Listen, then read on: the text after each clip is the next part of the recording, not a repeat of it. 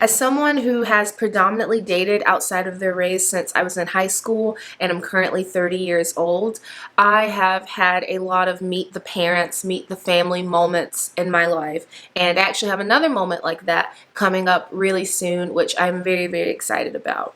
And so today I want to share with my fellow Black women 5 tips, 5 tricks, so to speak, that I have found to be super helpful in meeting your non-Black partner's parents or family members for the very first time.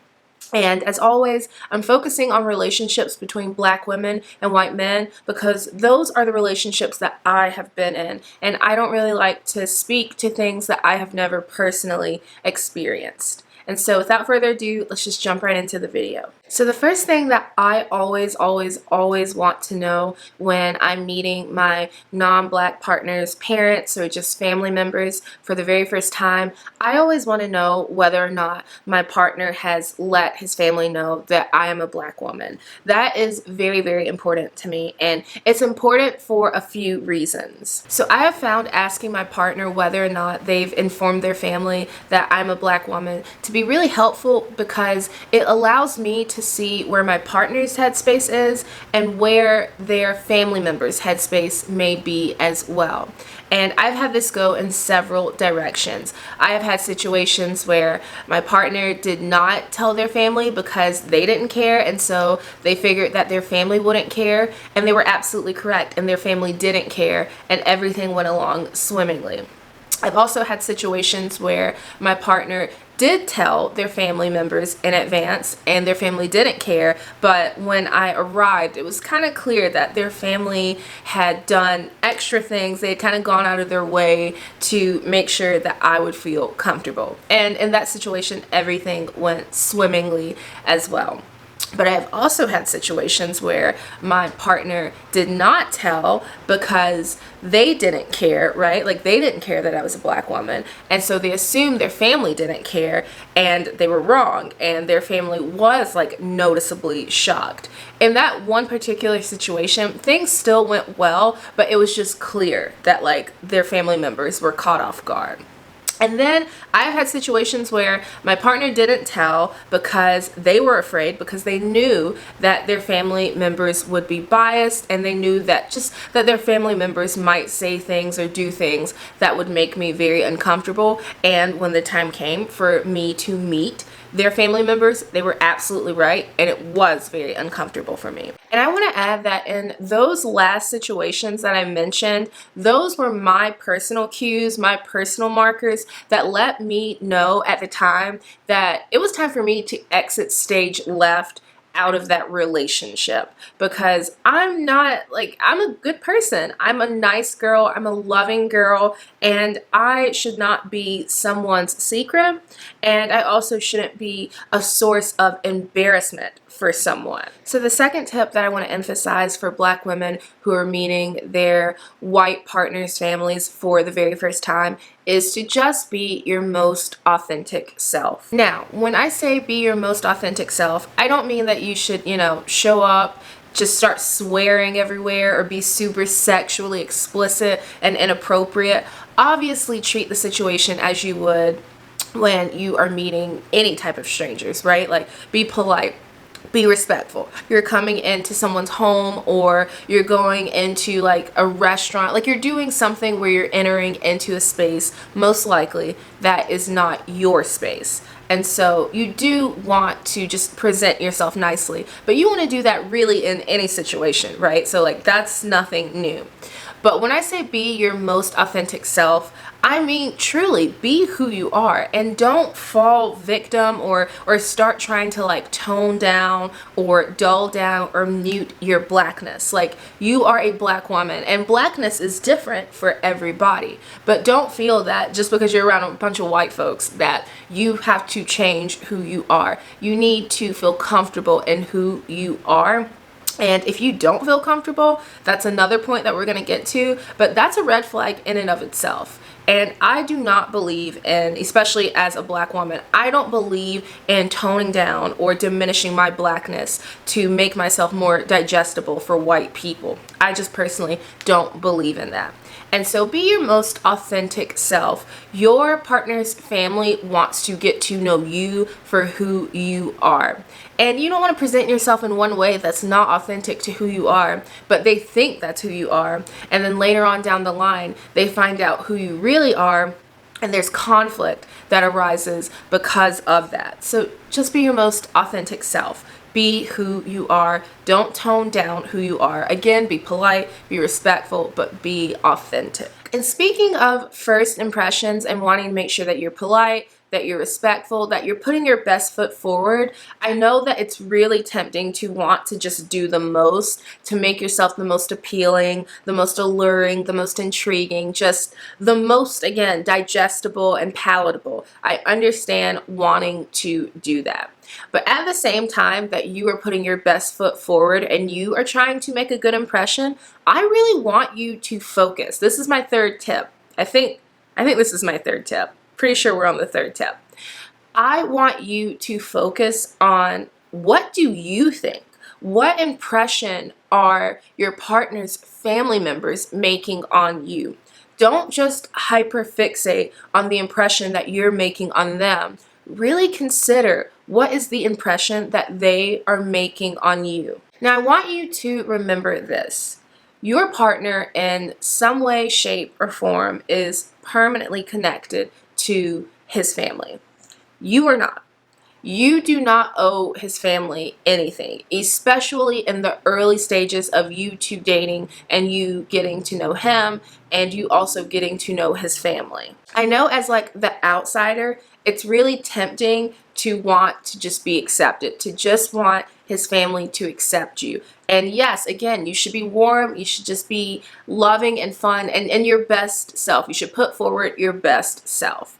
And at the same time, though, again, I cannot emphasize enough how important it is for you to recognize and to pay attention to the impression that his family is making on you. Because here's the thing. Here's the thing. Let's say that you and your partner, you fall in love and you decide that you two want to do this relationship thing for the long haul, for the long term.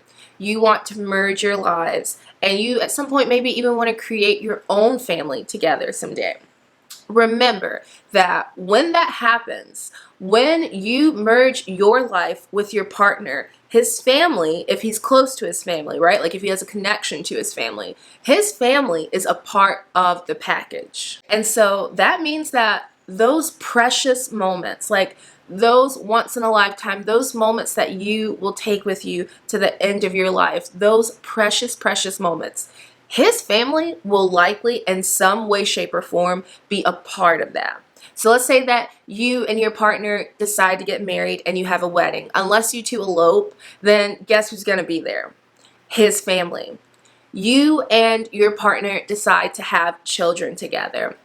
Guess who's going to be there at the time of the birth? If not inside the delivery room with you, guess who's probably going to show up later to the hospital or show up later to your home? Guess who's going to be the person or the people when you decide that you want to go on a date night, you want to take a vacation, or you have some type of obligation and someone has to watch your children? Guess who the person or those people are likely going to be? His family. And his family, let me start over.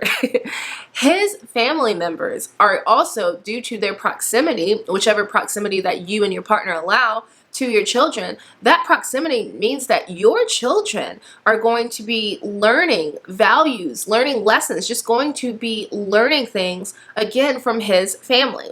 And so it is so, so important that when you are meeting your partner's family and getting to know them over time, that you really think about these things. Like, yes, think about the impression that you're making, but also think like, can I comfortably build a life with this man, with these people, with his family members involved in that life? Because again, if he has a relationship with them, then it's a package. It's a package deal. And so are you comfortable? Are you truly comfortable with that packaged deal? Now, my fourth tip is to pay attention, to pay close attention. Be very observant of how your partner treats you within his own family dynamic. So let's say that he brings you over to his family's house, to his parents' house.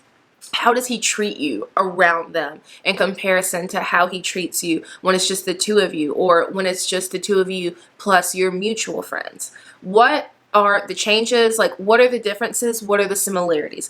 Pay attention to that. And things to pay attention to, like, so PDA, for instance, I'm honestly not a huge PDA person, or at least not like an excessive PDA person. Like a hug, a quick kiss, things like that, hand holding, that's fine. But me personally, you know, despite having a YouTube channel, I'm actually a very private person. And so when I'm around my family with my partner or vice versa, I'm not gonna be like overly affectionate with my partner, even though of course privately I am that way.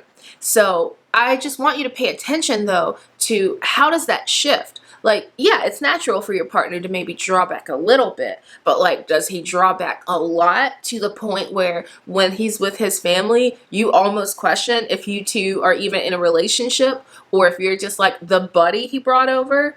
Or does it still feel as if, you know, yeah, he's trying back because he's trying to be respectful, he's trying to be polite, but it's still clear that I am his partner, I am his romantic partner, I am his woman. And again, if you notice that he is just trying way too hard to gain his family's approval when it comes to his relationship with you, or when you notice that he dramatically changes to the point where he either acts neutral or negatively around you and towards you when he's around them, those are cues, those are markers, those are red flags, those are your notices that it is time to get out of there. And last but not least, when it comes time to meet the family, to meet the partner's parents, to meet your partner's family members, don't allow yourself to be disrespected. Like, don't just sit there and allow yourself to be treated cruelly, to be mistreated. Like, don't allow that. But also, pick your battles, and pick your battles wisely. Again, you have no obligation to those people. He has the obligation to those people. And especially when you two are not married and you're just dating, you're just getting to know one another, like, you have no obligation. You don't owe them anything. You don't have to teach them anything. You don't have to educate them. You don't have to argue with them. You don't have to fight with them. You don't have to do any of that. And I would discourage you from doing any of that, because what is the point? You don't owe them anything. You are not obligated to these people. All right, everyone. Thank you so much for watching today's video. I hope that you enjoyed. I do want to share something with you all super duper quickly. I'm pretty sure I put it in the community tab, but I still want to show you in person. So ladies, I went last night to a class. It was a blacksmithing class, and it was like a forging class. I'm probably not saying that right. But in that class, I have my little knife here, and I have my sheath, and I was able, see if I can get it out. So I was able to make a knife. I'm going to see if I can put it close to the camera so you all can, there we go. Oh my gosh, I feel like a beauty YouTuber. But anyways, I made this knife, and I made this knife out of a horseshoe. I went with my partner. It was a super lovely date night that we had together, and I would just highly encourage you to check out blacksmithing classes if your city or town offers them, because other than me and I think one other woman, it was like all guys there. It was all guys, and they were all super duper lovely. And when like the instructor or my partner, because he was doing his thing, he was super into it. It was the cutest thing ever. When either of them couldn't help me, I was just like chatting up all these other guys. And so, you know, I just say that because on this channel I talk all the time about places where you can go to meet men, and I think that that is a really cool place. And as I said in my community post, it's also badass. Like, I have a knife now, and I know now how to create something like this with the proper tools. And so I have a skill. And, you know, I was there with my partner, so I wasn't looking for somebody. But if I had known about this when I was single, like, that would have been a fantastic place to go. And so I would highly, highly encourage you to check it out. And anyways, thank you so much for watching today's video. Until next time, stay safe, be well, and I'll see you soon. Bye, everyone.